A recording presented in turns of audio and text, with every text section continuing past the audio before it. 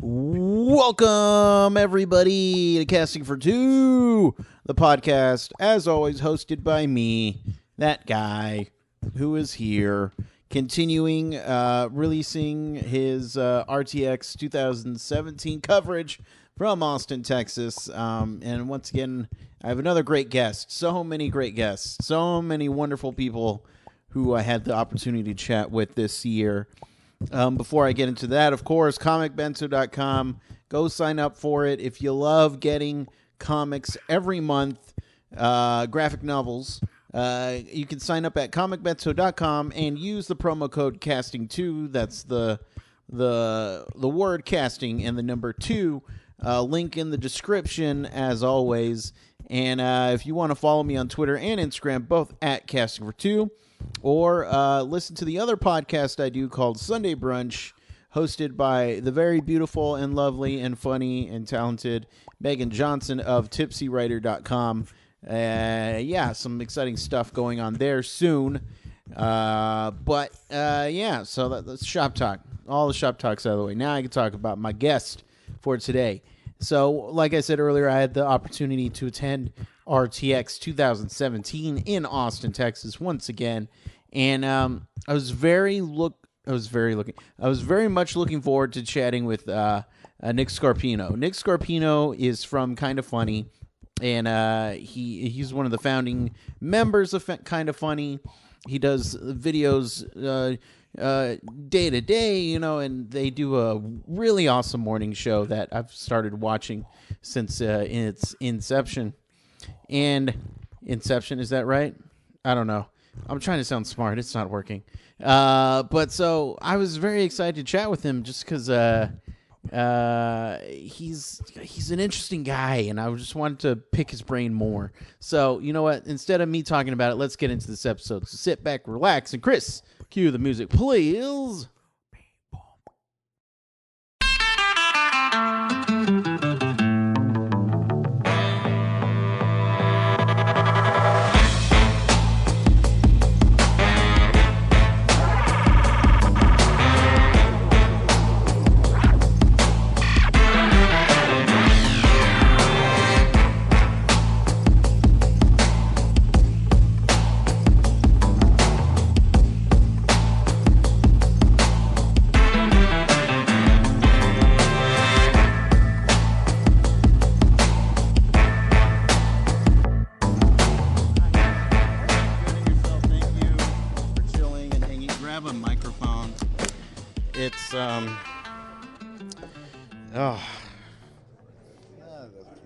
We're just gonna chill. It's gonna be chill. Are we chilling? Chilling. Are we already recording? We're in it. Is that red light going?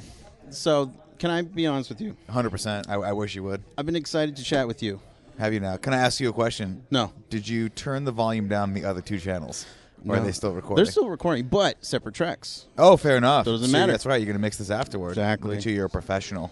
You know your shit. Because this is my 4th year of doing the show. All right.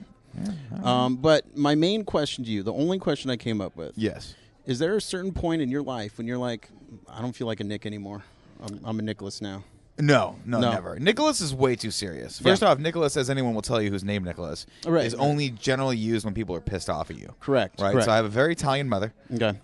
She will always say Nicholas. Like, she would call me Nicky or Nicholas when she was pissed off. Nicholas was like, shit's going down. Like, did I drop out of school and no one told me? Kind of like level, like threat level. That's you like dropped out of school. You weren't even realizing. I wasn't even realizing. Am I still in college? And my mom calls me. Like, my mom's the kind of woman who would make everything about her all the time. Oh, okay. So like, if my tire, like one time I had my tire burst. Yeah. Like, I got a pop tire. Yeah. And I had to call her for money, and she's like, "Why would you do this to me?" And I was like, First off, I didn't do shit. I was just driving down the road. How dare Second you? off, I really need that $200. So like, right. Can we get through the guilt? Right. 'Cause that would be legit. There you go. Yeah, no, I'm always going to be a Nick. And Easier to say. It's just slicker, you Yeah. know. My middle name's Michael, so I always thought if I needed a stage name, Nicholas Michael would be cool. Yeah. But Nick Mike is terrible. It's okay. That's not good. It's like, that's not good. How you been? I've been all right. Yeah? I've been all right. Yeah, Good. just enjoying this RTX. Sugar Pine, some guys wore me out.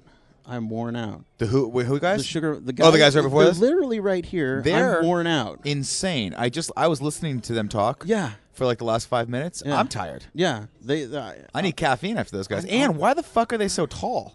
Right? Like I've seen them in videos, and I'm like, okay, they're gonna be my height, and then you meet them in person, and they're like freakishly like Nordic Amsterdam tall. Right. And I don't like that. I'll be honest with you. How tall are you? I'm 5'8". So similar height. Yeah. That's why I think we feel comfortable. Yeah. But they're too tall. I don't trust people that are above 6'2". I just don't. Yeah.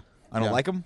I feel like maybe they're taking some drug that I don't know about, that if I did know about, I would take. Right. And it's just not cool. And they're very good looking, too. They're very LA stylish. They're okay. You know, it's like, give me something. You're San Francisco stylish, though. You got to give yourself that. Thank you. I appreciate that. Well, I do roll my sleeves up to make sure my arms look bigger on camera. Yeah. So that's what I do there. But there's no.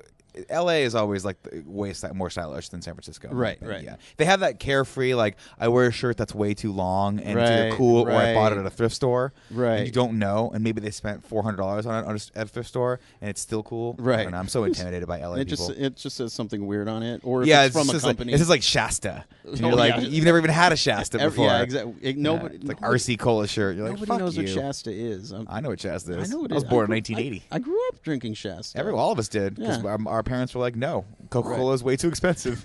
You have to drink Shasta and RC Cola. Yeah, it's like a 36-pack for like $2. Yeah, and they're paying you to drink Shasta. Right, exactly. Yeah, I don't think, does Shasta exist anymore? Yeah, at dollar stores actually. Really? Yeah, because I remember growing up. After this, you and I we're gonna leave. I know you got more interviews. Fuck that. I don't know. Let's just hanging go. out with you. We're gonna go find a Shasta and split it. Have you ever had a tiki punch? No. What the hell is that? That's a Shasta, a tiki punch. Did they put like rum in it? No, it's just shit. No, it's just like Hawaiian punch. Oh, I see. It's a flavor of Shasta. Yeah, I understand. Okay, but we could put rum in it.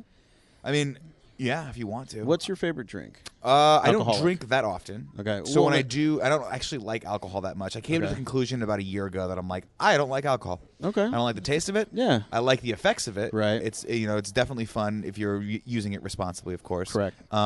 It could be a good social lubricant, as they say. Right. So I came to the conclusion, I was like, well, I don't like it, so I'm going to drink a drink that actually tastes good. So lately I've been on Moscow Mules, but I don't know if you know this or not, but I've been challenged to a Jackman off. Okay. Now, the rules of the Jackman off are very simple. Yeah, let me hear 'em. It's me and my friend Darren Brazil, who works over at IGN. Okay. He's a very good guy, but I'm going to fucking destroy him. Okay. And here's what he challenged me to. Whichever one of us looks more like Hugh Jackman with our shirts off by January 5th. Okay. Buys the other, gets a steak dinner from the other at a very expensive steak restaurant called Alexander's in San Francisco, California. Now, this could cost me literally, depending on what kind of steak he gets, thousands of dollars. Right. So I can't drink sugary shit anymore. Right. Because I have to look like Hugh Jackman. Now, do you have to do just the bod, or do you do the chaps? If you want to grab a mic, you're welcome to. You can get in on this. Those mics are hot, my friend. Anybody? There's hot. No, mics. the chaps I got easy. I can grow facial hair. I'm Italian. I can grow hair like a motherfucker. Right. I got to have the thrust bucket. That little thing that women look at and they which instantly want to touch. Right. Right now I have more of a pillow. Okay. So when women see it, they want to sleep on it, or they're disgusted and they run the other way. Gotcha. Yeah. So fuck them. Hey. Hi. It's Greg Miller. Miller. Greg Miller's here. I'm gonna get out of here in a second. No big deal. I'm not gonna take Nick's interview. You had a good You've interviewed me before. Yeah, last year we talked about Batman v Superman. It's kind of weird you're just interviewing Nick this year, not me. Isn't that weird? Yeah. They spread us out. Oh, okay. But they spread us out. So I want Nick to have his moment in the sun, but I'm sorry to tell you that you burned a bridge, but now you've unburned it. Now you've unburned it. Okay. I just want you to know that. Well, I'll email you. We'll chat again. All right, sounds good. Absolutely. Love you guys. Batman v Superman's a good movie. Nick agrees with me, it's even great. though he sometimes tries to. I think it's a very entertaining movie. The Ultimate Cut was great. It is. Yeah. It was great. The Ultimate Cut was way too long. Yeah. No, I don't think it was great. Yeah, I don't know. It was good. It was a good movie. Honestly, I remember again, 4 hours. Give me a 4-hour movie. Here's a fun story. I was going to watch the movie with my wife on demand. She had not seen it. I text Greg, should I watch the extended cut? Right. And Greg said, no. Okay. Don't do that to your wife. It's way too long. And we did it anyway, and it was a mistake. Okay. It was a huge mistake. Gotcha. Yeah. But, another thing that I have to compliment you.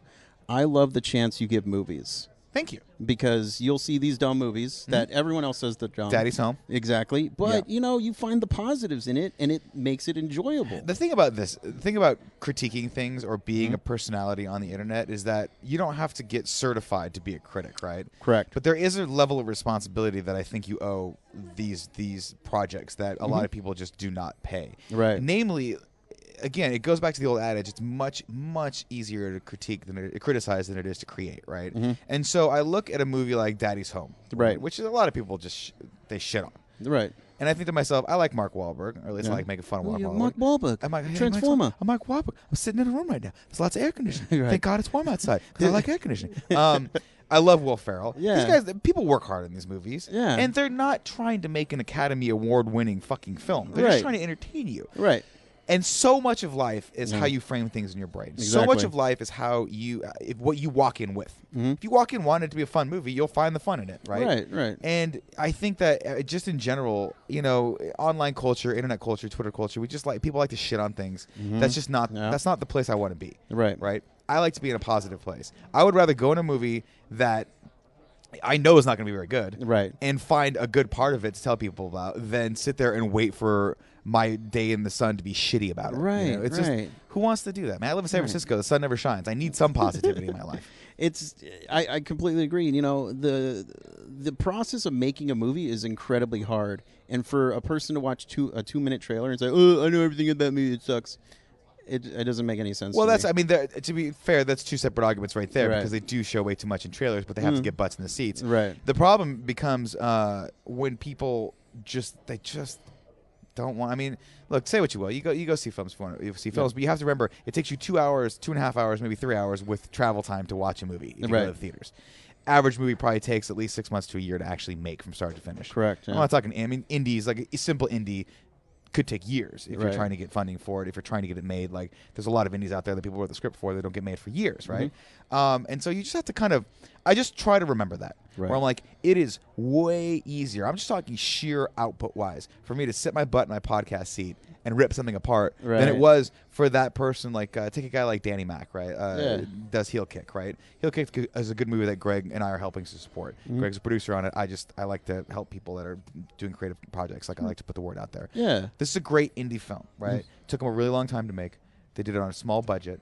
And now they're turning it around, right? Yeah. I could easily sit there and be like, I'm going to sit on my high snob horse and point out the continuity errors My and name's shit like Nicholas. that, right? But who the fuck am I to do that? That's not fair, right? And it's much more fun and much more enjoyable for me to be like, dude, there was so many good shit in that, and I actually get the opportunity to talk to the director and the star of the movie, and talk to him about the process and hear his creative vision and how it came together and what he's disappointed with or what he's like super excited about the movie. It's cool. It's much more. There's a lot more depth to films than just I didn't like that, or a Rotten Tomatoes score or a Metacritic score or. It's just, you got to remember that sometimes. And if you think that in your brain, how could you not sit across from someone and give that person the benefit of the doubt? Right. So why not take that same mentality in with a movie, even though that director's not there, right? Right. Like I was fortunate enough to see Baby Driver, and Edgar Wright was there. Yeah. Right. And so it's like, okay, I'm not gonna like. Is the pressure on to really? I mean, hide the fact that it's a good movie. Is the pressure on there to like? I have to like this because he's right there. Well, it was interesting though. Like you do, it does recalibrate your brain a little bit, but then at the end of the day, you're like, whether I like you either like it or you don't. Yeah. Right. Definitely. But it does remind you that there's someone there that worked on that for at least a year, maybe 2, maybe 3. Right. Who knows how long it took? Like His I can't remember whole when World's End came out, but that was a while back. Yeah. So he's probably been working on this film for a very long time. So it's like, the guy's super talented. He works super hard. His team's great. The guy John Hamm in the movie, his hair was on point. John Hamm. What are you gonna do? John Hamm. Talking Great. You know what? We're not going to talk about John Hamm. Let's talk about John Hamm. No. Let's not talk about John Hamm. Let's talk about John Hamm's penis. Let's talk about him. No. So, how's now you? I don't know your background in stand-up. Have you done it before and now are getting back? So you're doing it now. Yeah, stand-up is something that I've always had in the back of my brain. Is like, hey, maybe I'd be good at that, right? Yeah. Like, there's a lot of things that we have that we carry around with us that we think we'd be good at, but we don't really want the answer to that. Right. And stand-up was one of those to me, right? Yeah. Where I was like, I could do that. Right. And then finally this year, I've been on sort of this enlightened track of saying, like, stop talking about things, go do them. Right. Sort of like just, adopting the Nike mantra, like just fucking, just go do it. Yeah, just swoosh. Although they didn't say just fucking go do it. They just say just do it. But just go do shit. And so like, this year was one of those years where I'm like, I kind of always wanted to try this. There's a lot of interesting and fascinating and crazy and scary shit happening in the world right now. And I think stand-up comedians are a good conduit for, the average person to have that stuff at least explained or at least take a break from that stuff. So I don't know. I know it was kind of a contrasting statement, but I always thought I'd be good at it, so I thought I'd go try it, and I'm not. Well, Yet. Yeah. Yet. I mean, you're still fresh, new. Yeah, this is like month 4 or 5 of Yeah. me doing it, so I've done a ton of open mics, and it is way, like we just did a panel for an hour and a half, and that was just us doing our normal spiel. For whatever reason, it's way harder than that. Right. Well, because, I mean, in a panel, you're a wonderful support group there. We do. In stand-up, it's you. It's You're just by us. yourself. It's just me and Mike. Yeah. In the panel, I have Tim, I had Andy, I have Greg, I have Greg's lower back. Right. Very important. Which, if you're at our panel, you'll get that joke. If not, sorry. But yeah, when you're up there, it's just a different art form. But it's super fun. Yeah. And you can make it whatever you want. I think I'm probably making it harder on myself by trying to have work the traditional route of like a good 3 minutes, a good 5 minutes, a good 10 minutes, a good 15 minutes set. Where like you got guys out there like Joey Diaz who just go out there with no act and they just talk because their life is so fucking fascinating. They can just talk to an audience for an hour and you're riveted, and they just call people cocksucker. He's like, you cocksucker, and you're like, that's fucking fascinating. But I don't know. We'll see how it goes. Well, what's your process for writing jokes? I try to write every day. Okay. It used to be screenwriting, and it still is. So I write story ideas down, synopsises. Like I'll try to write pages here and there. But lately, just with the act itself, I'll usually write before and after I do sets. So I'll go up there. I'll retool jokes beforehand, like a couple hours beforehand. Rehearse them in the car. Rehearse them wherever I can to myself. And then usually while I'm at like sitting there, I'll be inspired by other people that are around me, or I hear something that'll get me off on a tangent in my own brain, or afterward as I'm going through and listening to the set, because I record all my sets, I'll think of other stuff, and then I'll just the rest of the night just be writing. Okay. It's kind of a write as you go kind of thing.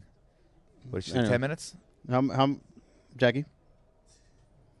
Whatever. She'll come back and get it. She's on. That's fine. That's Jackie fine. knows what's up. Yeah, she knows. She's intimidating, but in a soft way. The thing I like to 5 minutes. Okay, we got 5. I like to incorporate them. Bring them on in. Jackie, you want to come talk on this mic? You want to be a part of this podcast? Okay. No? Yeah. You're shaking your head. No, we can't hear you. You have to pick up a mic if you're going to say no. I like your accent, though. It's very nice. All right. You are allowed to speak with that accent. It's dope. All right. We tried. Okay, now let's talk about John Hamm. Let's go back to John. No, let's go. Let's talk about John Hamm. Yeah, let's not talk about it. Mad Men is such a good show. It was good. Stop saying like it's in the present. It's in the past, bro. It's gone. AMC wishes it was in the present. But in my heart, it's still here. That's the thing. I mean, it'll always live on through Netflix and whatnot, on-demand services. I buy Blu-rays. I'm that guy. Jesus, you're a physical media guy. Yeah. Gotta let it go, bro. Only for movies and records. I appreciate that, but at the same time, I got burned with DVDs. Yeah. Okay. Yeah. I had a great DVD collection, and I had 2 copies of Fight Club.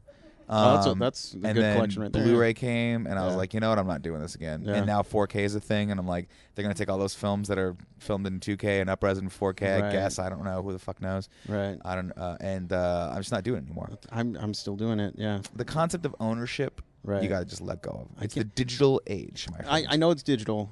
Streaming, the quality's not there yet. It never will be there. Right. So that's why I do physical.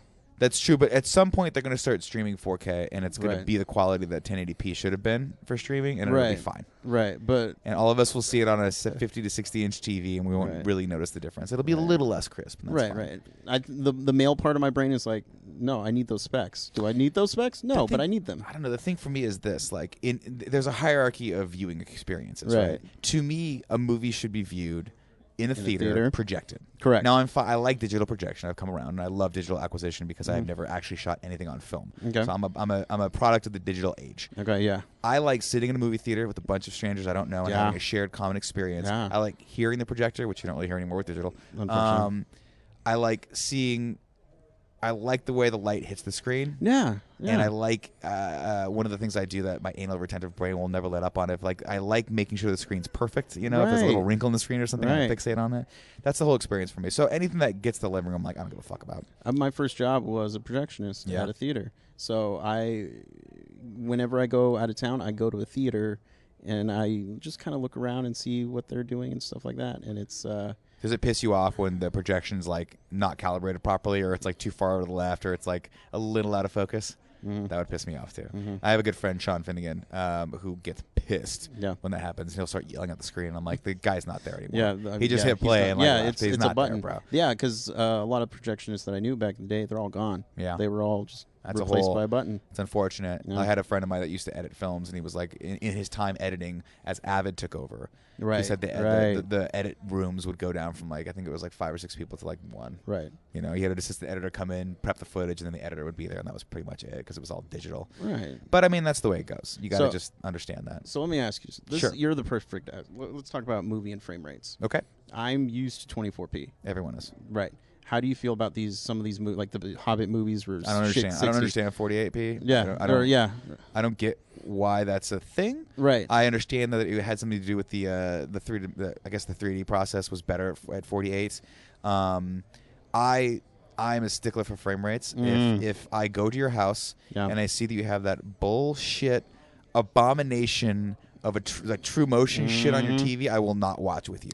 I just won't do it. You know what? I have a plasma.